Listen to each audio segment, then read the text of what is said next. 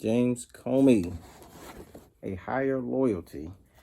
All right, this is one of the books that I started reading, then I stopped, put it down, and came back to it, and just recently finished it. It was one of the books that started off with a little bit of pace. He was going into his childhood, how he was growing up, uh, high school, how he was always tall, slim guy, quiet, not getting into a lot of trouble.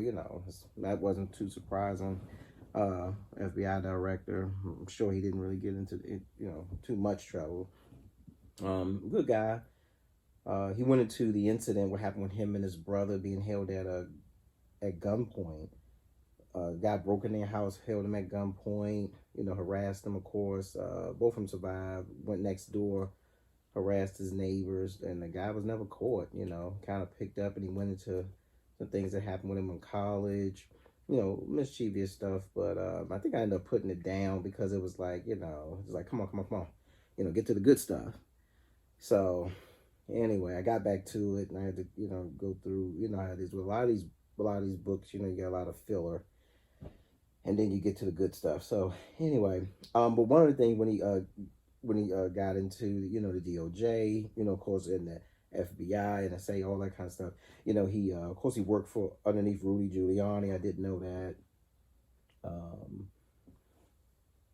He of course was a part of the investigation with the NSA, the unauthorized activities under the Stellar Wind, that Stellar Wind program. I was like, oh yeah, Stellar Wind, Stellar Wind. I was like, oh yeah, that was a thing from back in the day with George Bush with the uh, warrantless surveillance that they kind of tied in after 9/11, where pretty much they was getting almost anything passed, but where they was able just to pretty much spy and listen to anybody on top of terrorist stuff, but regular citizens, and it was a big fight about that, and then the thing with with Snowden and all that kind of stuff got in there. Then with that plus the Snowden thing, a lot of companies got into the uh, encryptions, with the phones and stuff, and then that was in the big tech companies got into the whole tech versus the FBI, and the FBI want to be able to look into your phone, but people felt like it was a breach on your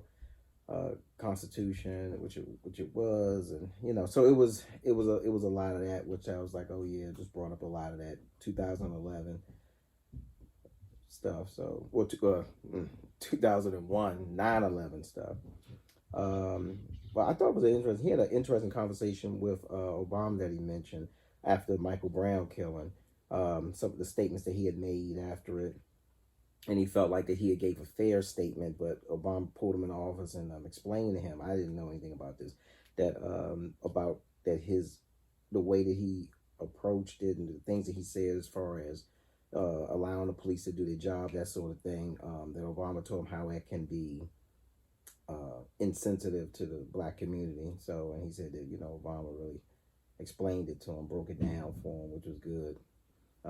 That's the good stuff to know. Um, what else?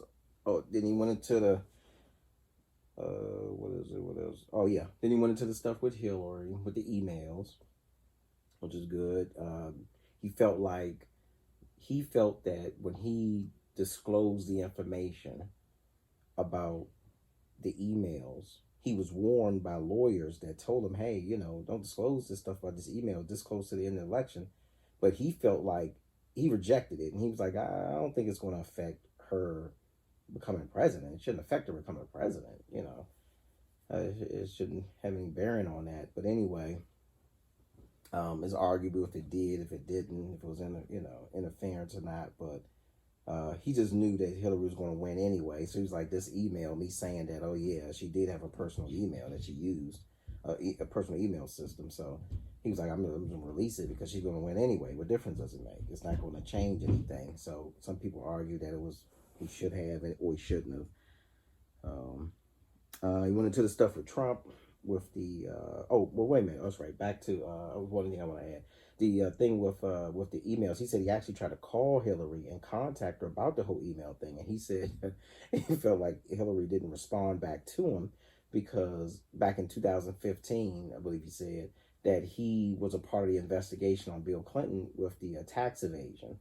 So he felt like by him being a part of that, then now he's calling her about this email thing. He wasn't sure if Hillary just wasn't responding to him because of the whole thing with Bill. So anyway, he went into stuff with Trump as far as the loyalty. Trump constantly demanding loyalty from him. He said he felt like he was talking to a mafia boss instead of a president. What else? It was went into the Steele dossier. Of course, we went into all that kind of stuff. Felt like he was being squeezed on both sides. With a lot of it was on the email thing, which of course it should have been on. He started talking about it, but felt like he was being squeezed. He was investigating Trump on one end with the Russia with the Steele dossier, and at the other end with Hillary with the emails. So if he did one thing, the other thing, so either side was going to be upset with him, whatever he produced. So, but he felt like that's why he keep going on with this theme of this higher loyalty, because he felt like he had to put it out because his higher loyalty was to the people. So he felt like that he had to actually tell the truth, even if it actually hurt Hillary or hurt Trump.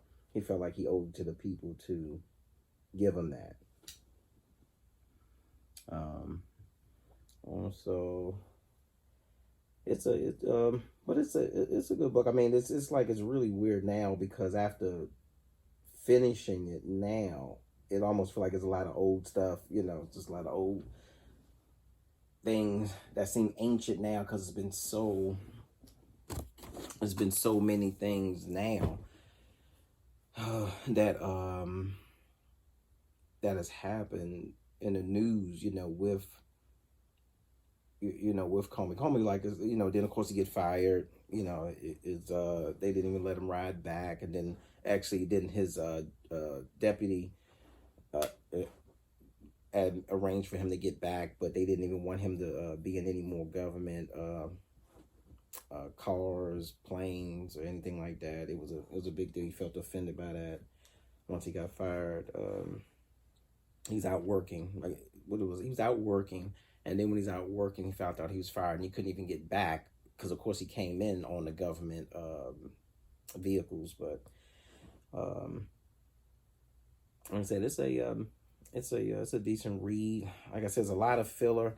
And with this book, again, you kind of just want to get right to it. You just want to get right to the juicy stuff. What's the stuff with? I mean, this whole book was about all you want to do is just what happened with Hillary, and with the emails, and what happened with Trump with the Russian investigation. That's pretty much it. And him getting fired. That was it. But it's a book, so you pretty much have to go into the whole thing.